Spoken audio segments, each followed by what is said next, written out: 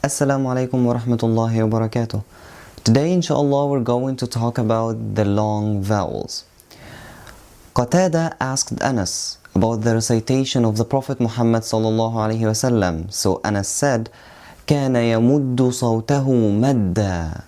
كان يمد صوته مدا. The Prophet sallallahu alaihi wasallam used to prolong his voice while reciting the Holy Qur'an. So what is the meaning of mad? Mad is to prolong some letters, which are the mad letters, under some specific conditions. So mad means long vowels. Now, what are the letters of mad? So which letters should we stretch when we find them? The letters of mad are three. So the letters of mad are three. Alif, waw, and ya. Again, alif, waw, and ya. Alif is always a long vowel as long as it doesn't have a hamza. So whenever you find an alif, you should know you should stretch the alif. Okay, and we will mention how many beats later when we take all the rules of mad.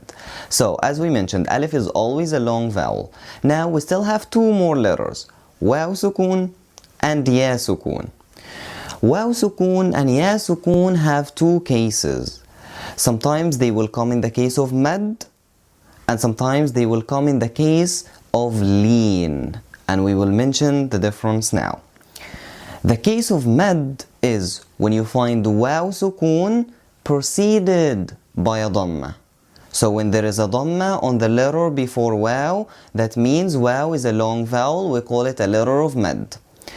And when ya is preceded by a kasra, it's also a letter of mad.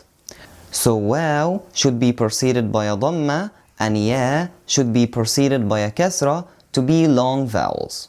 When it comes to lean, you will find the letter before waw has a fatha and the letter before ya has a fatha as well. So when waw and ya preceded by a fatha, they are called lean letters, and you still stretch both of them.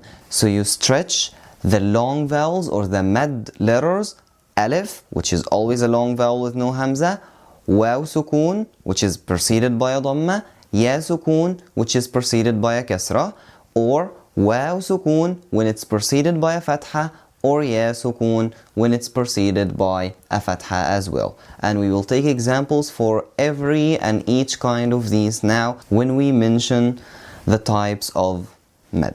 Quick examples to be able to differentiate between the long vowels, the mad letters, and the lean letters before we start our course in the mad is the word nuhiha.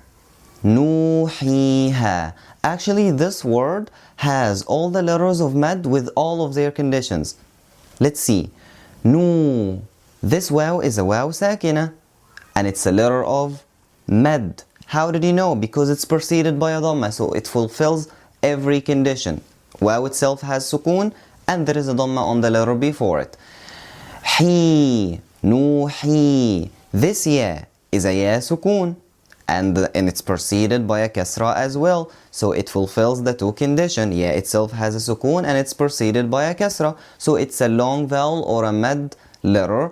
And the ha and alif, and we know alif is always a long vowel. Nuhiha has the three long vowels or the letters of mad. When it comes to lean, we have the word Quraysh. Oh, you see the ya here has sukun, but it's not preceded by a kasra, so it's not a mad letter. It's a lean letter. Why? Because it's preceded by a fatha. An example of waw when it's lean, the word khawf. You see waw here has a sukun, but don't rush, it's not a long vowel. It's not called a mad letter. Why? Because it's not preceded by a dhamma, it's preceded by a fatha, so it's called a lean letter. And you still make both long, as we will see in detail in the next episodes.